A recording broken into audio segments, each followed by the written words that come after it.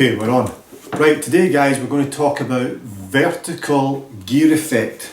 So we know about gear effect with the driver. If you check out my other videos in the past, I've done one on gear effect, which I did in the locker room. You can see it's a visual of looking down on the club head and what happens when we hit the ball out the toe and out the heel, and it shows you why a toe strike makes a left ball flight and a heel strike makes a left to right, a right ball flight. So that's gear effect, horizontal gear effect. Okay, so today we're talking vertical gear effect, so straight up and down the way this time. Okay, so rather than talking about toe and heel, we're talking about hitting out the crown or the top of the club and out the sole or the bottom of the club. Okay, so your driver head has what's called roll.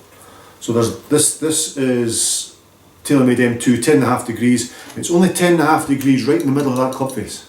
Okay, so right in the middle is 10.5 degrees. At the top, because of the roll, because it rolls in this angle, this direction, there's less loft at the bottom, 10.5 degrees, and more loft at the top. So I mean, I don't know what the loft is. That's 10.5. This might be 13. That might be 8. Who knows? So it rolls. So that has to come into play. So this is gear effect vertical gear effect. So now, let's say for example, we'll talk today about hitting balls into the wind. So we're hitting driver into the wind. Okay, so I've got my ball teed up, hitting driver into the wind. Should I tee the ball lower to hit the ball more at the bottom of the club so I've got less loft? Now that would make sense. Okay, I want to keep the ball lower into the wind, I want a bit more penetrating ball flight, so I need to keep the ball down. Let's hit at the bottom of the face, so there's less loft applied to the ball's going to go lower, makes sense. If I want to hit the ball higher, I would hit the top of the club because there's more loft on there, the ball's going to go higher. Now that's not exactly the case because gear effect changes all that. So we're into the wind, we've teed the ball lower, we've hit the ball at the bottom of the face, and this vertical gear effect of what's going to happen to the club face is when the ball hits the bottom, the club face is going to do this, okay? Because it's impact at the bottom, so the club face is going to be de-lofted, or the vertical, totally forgotten.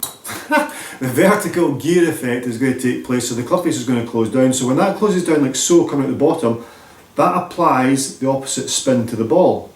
See that movement? So if I then take this ball, so that's happened, I've hit it at the bottom, I've hit it with 7 or 8 degrees at the bottom, and it's put more backspin on. And what does backspin mean? Lift. So I've hit it at the bottom, gear effect, vertical gear effects come into play, more spins going onto the ball will start off low, go high against the wind, which is not what we're after, and it's going to land with no roll. So teeing the ball lower into the wind, not a great idea. If we tee the ball higher, again we're into the wind, tee the ball higher, the opposite's going to happen. So this club head's going to do this time. So we're now doing that motion. Okay, and the ball's going to it will never have pure topspin because it would never lift into the air. Okay, that's what we want with putts. We don't want to have a driver. So it's going to have less backspin. Okay, have less backspin. So therefore, it's not going to balloon into the air as much, but there's a chance it's going to fall out the sky. So it's falling out the sky with no roll as well. So into the wind, the vertical gear effect is not going to help us at all. So how do we play a shot that's more penetrating into the wind with driver?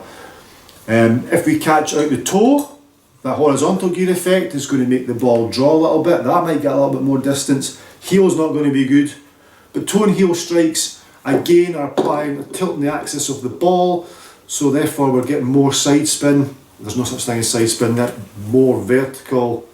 The axis of the ball has been tilted more, so there is more spin applied to it, directional spin if you like, let's call it that. And the wind's going to exaggerate that, so we're going to miss more left or more right because of the horizontal gear effect. Vertical gear effect, we're not going to get it going more penetrating. So the only way, or the best way, the best way to hit ball into the wind using driver is try and get the natural loft, the natural 10.5 degrees. So let's try and get as middle as possible, but your angle of attack, let's try and get that to 0. So let's try and get the club travelling as zero as possible. We don't want to be hitting up, we don't want to be hitting down, because then we're bringing into effect this vertical gear effect. We're trying to get it as flat as possible, as 0.0 on track man, flight scope, whatever you want to call it. No negative angle attack, no positive angle attack. 0.0, ball out in the middle. That's the best possible chance we've got of getting the ball more penetrating into the wind using driver. So it's interesting, it's mind blowing, to be honest with you. I like all that. I like there's so much design goes into these club heads. I mean, this is incredible roll, gear effect, both ways gear effect, vertical, horizontal, changes ball shape. Hitting out the toe, I'm going to hit a draw. So ideally, do I want to hit it a little bit more at the toe, a little bit more at the top when there's no wind? You probably get a little draw, get it launched a bit more because I've added a little bit more loft. It's playing around with face. If you can control where you impact the ball on that face, it's going to be much more beneficial for you into the wind and without the wind. Give it a bash.